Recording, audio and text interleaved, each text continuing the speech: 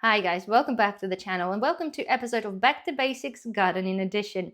In today's video, I'm showing you how to start your tomato seedlings indoors. If you're new to gardening and would like to start the tomatoes, then this video is for you. So we're now at end of January and it's a perfect timing to start your tomato seeds. Tomato seeds do require a very long growing season, so the earlier you start them, the better. So I'm due to start mine now, so it's a perfect opportunity to share this with you.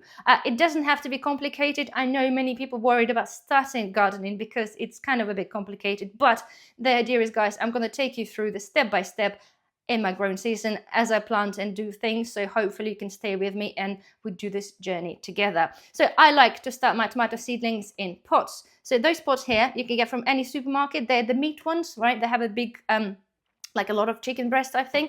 Or another really good one, okay, is the one from the strawberries or some other berries. They're not so deep, but they do have some holes here. So where you're going to be putting the soil, I suggest you put a bit of a tape and cover those holes so the soil doesn't fall out. But leave the other half uncovered because suddenly it's going to be turning into your little greenhouse. So I've got some potting soil here, which has been indoors in a pot because we want it to be warm when we're putting our seedlings in. I've got a spray bottle.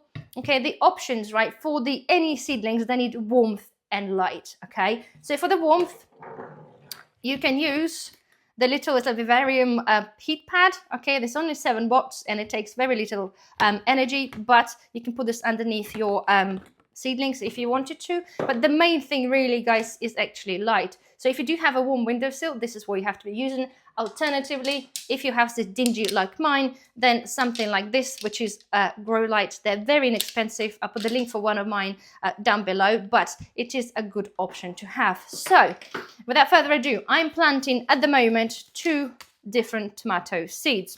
So first things first, let's get a glove on. Right, so I'm going to take my base tray, right, and we're going to fill it with compost. I'm doing this inside because it's very chilly outside, and I'm doing this in the kitchen. Don't worry about the depth, okay? It's not the deepest container. Generally, the deeper the better, but we're going to be transplanting the seedlings later on anyway. Okay, so I filled our pot, so let me bring you close to me. So this is our soil. So next thing, okay, I'm just going to wet it a little bit with a spraying bottle, just to compact it a little bit. Okay, that will do. Right now, let's get our tomato seeds. So I'm using this variety. I planted this a couple of years. They are amazing beef tomatoes. So we're going to do half and half. Right, have a look at that. Look, they are tiny little seeds. Look at them. And don't worry, normally I would suggest that you plant more tomatoes, more plants than you require, just in case, because not every seedling comes out good. So next thing, right, tomato seeds don't need to go very deep at all. So what I do, okay, just plant them on the surface for a second. They don't have to be in the perfect order, if that makes sense.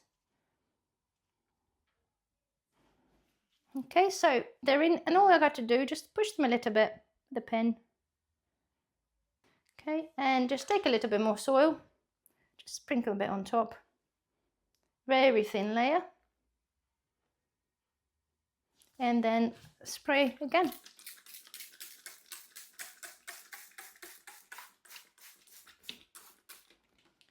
Now let's go with the other ones, the Monday ones, got from France. Here we go, the same thing, look. And just put them as well.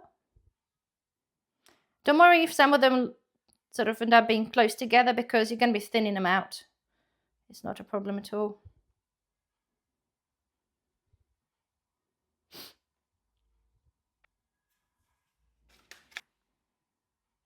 Push them in a little bit. A little bit of soil on top.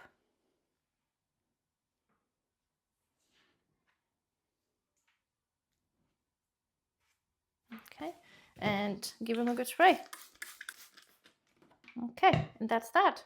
So there we are. This was as simple as that. They're now done. All we've got to do, put a little greenhouse lid on top, and that's fine. They'll help to keep the moisture, so keep the soil moist, and of course the ventilation is very, very important. Hence we've got the holes on the side. If you sadly put this or cover this with the cling film, the chances are that your soil will become moldy and your seedlings will rot. So it's very, very important that you do have a very good ventilation.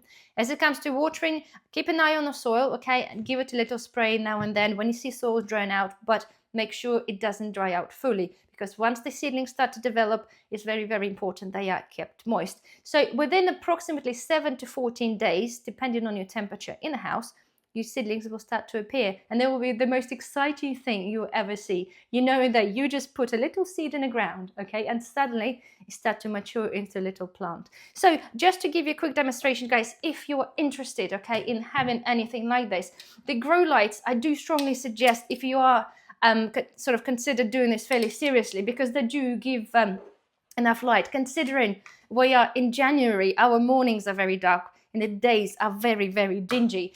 Seedlings do really, really need a lot of light. Although you can do without, absolutely fine. I've been doing this for years without the grow lights on the windowsill, but you have to make sure where the seedlings appear, you turn your tray pretty much every day, if not twice a day, because they naturally will grow towards the light, so they'll be sort of pointing that way. So make sure you turn your tray around so they keep straight, because if they start falling over, it's not going to be very good. So let me just show you how that works.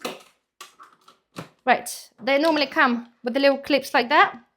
Okay, obviously I'm doing this in the kitchen just to show you, but the beauty, you've got 4 little arms, right, and you can point them to whatever you want. So I have this in utility and it covers quite a vast area. So I have all my trays above the boiler, so it's really warm there. I don't need to have the pad, but you can then position those lights, and if you put them on, okay, hello. And you have here, and generally they have controlling of the light, and you also have a timer. Okay, so ideally they do want to have like 8 to 10 hours a day of light. So you can set yourself 4, 8 or 12-hour timer, which is really, really good. And you've got a different color light depending. So we're going all out. Okay, so then you point them on your whatever you're growing, and this literally as simple as that. So let me get them off. And you can also control them individually. Look, to turn them off. Right, so that's that. Okay, this is demonstration. If you are ever thought of having that, yeah, it's really, really good idea. But this is that. This is honestly that simple. This goes for many other options of seedlings, although the depth will vary, but this is just a very, very basic of starting your seedlings indoors. So there we are, guys. I do hope you find this helpful. So if you do have any questions, please do comment down below. Please don't forget to like the video, maybe subscribe if you're not a subscriber, and I shall see you in the next one. Bye bye.